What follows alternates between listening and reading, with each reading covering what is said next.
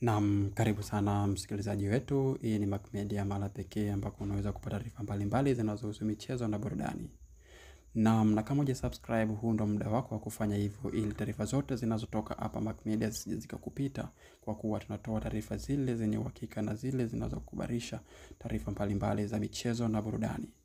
Na miongoni mwa taarifa ambazo tunakuletea hivi sasa ni kwamba Simba Sport Club wamefanya mazoezi yao hapo jana kuelekea michezo yao ya marudiano na Al Masry, timu kutoka Egypt, ambako walikwisha kupata pigo la magoli 2-0. Je, unaamini kwamba Simba anaenda kupasua chuma hiki na kupita katika hatua hii ya robo finali na kuenda katika hatua ya nusu finali, kwa kuwa bado wako nyuma kwa magoli mawili?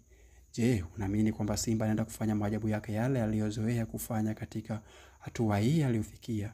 Je, unaamini kwamba Simba anaenda kuchomoka mbele ya Al Masry, hawa vigogo waliowapiga Simba goli 2-0?